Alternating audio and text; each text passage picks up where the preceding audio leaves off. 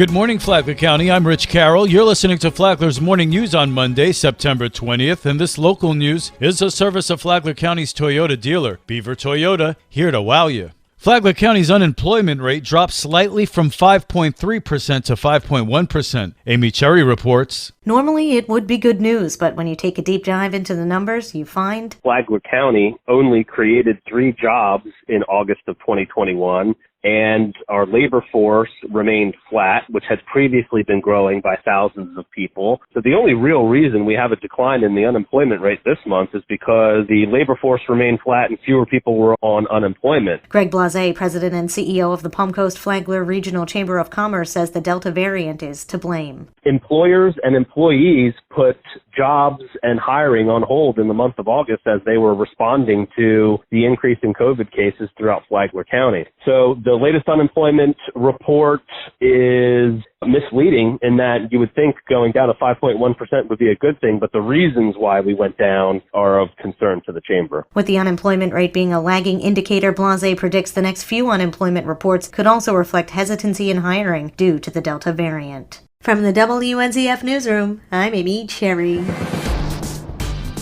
Vaccinations have finally outpaced local COVID cases. John Arking has details. Gretchen Smith with the Flagler County Health Department said that in the previous week, they saw 445 people get vaccinated and only 401 COVID cases. That's the first time that it's flipped, so that's good news. Unfortunately, we're over the 1,000 mark for kids in school. You know, we've had, I think it's like 1,013 or something like that, so we're still seeing cases in the schools, but, you know, the good news is that number flipped, so we had more people getting vaccinated than we had cases. You know, our demand for testing, it's still pretty strong, but last week we said that we were going to cut the weekends, and this week coming up, we're shortening those hours a little bit. So we're going to be instead of being from 8 to 12, we're from 8 to 11. Meanwhile, Flagler County Medical Director Dr. Stephen Bickle says the situation in Flagler's schools, while officially about 1 in 13 students who've been infected, is likely to be actually closer to 3 times that amount. Because,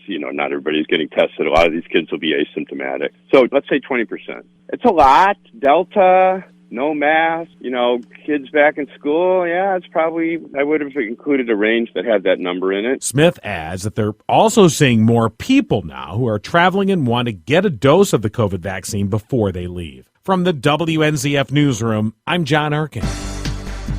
A Palm Coast animal rescue owner is under investigation. Karen Johnson has more. Recently, the Flagler County Sheriff's Office served a search warrant for 6 West 16th Road and 116th Sanchez Avenue in Palm Coast, the home of 59-year-old Ruth Ruprecht, who was operating a local animal rescue and dealing drugs. Her nonprofit animal rescue organization is known as Safari, Save a Furry Friend Animal Rescue, Inc. Flagler County Sheriff Rick Staley. Deputies seized multiple types of narcotics along with over $22,000 in cash. We also rescued 46 animals that have been turned over to the Flagler Humane Society. Throughout the residence, over 100 prescription medications were found, ranging from morphine to antibiotics from various pharmacies and doctors throughout the country. Many were prescribed to people who didn't even live in Ruprecht's home. Sheriff Staley says hopefully this woman never gets to own an animal again and gets to spend time behind bars for thinking she can sell drugs in Flagler County and also neglect animals. For Flagler's Morning News, I'm Karen Johnson.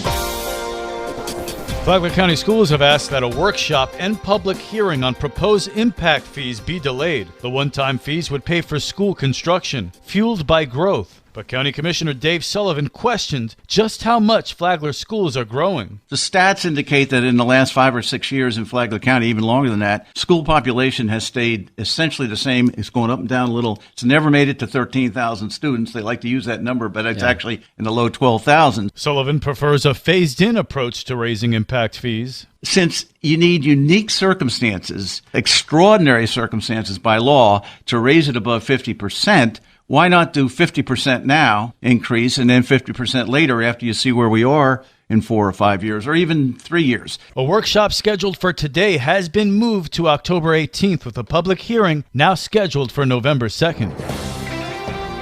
How does one get to be the director of the Flagler Auditorium? Amelia Fulmer says through teaching, and she's been a chorus teacher for a few years. I taught for 15 years at Wadsworth Elementary School, and then I moved to the high school, and I was a high school chorus teacher for 17 years. With her degree in arts management, Fulmer got her shot at the director's job at the Flagler Auditorium. The auditorium is a huge part of my adult life. That's incredible. Since I was 23 years old, I've been doing shows at the Flagler Auditorium with students. And so I really believe in their mission, and it's part of who I am. I get to program and try to bring more opportunities for them and meet more people in the community. Fulmer says she gets to program the events at the auditorium and bring young people to the arts. She said that just because the auditorium is on the high school campus, it is not just for students, but for everybody. The Flagler Voice is on WNZF every Saturday morning at 8:30. The podcast available on the Flagler radio app. Tomorrow, Amelia Fulmer talks about the Flagler Auditorium's day-to-day operations. From the WNZF newsroom, I'm Deb Albertson. And now you're up to date on Flagler's Morning News. I'm Rich Carroll.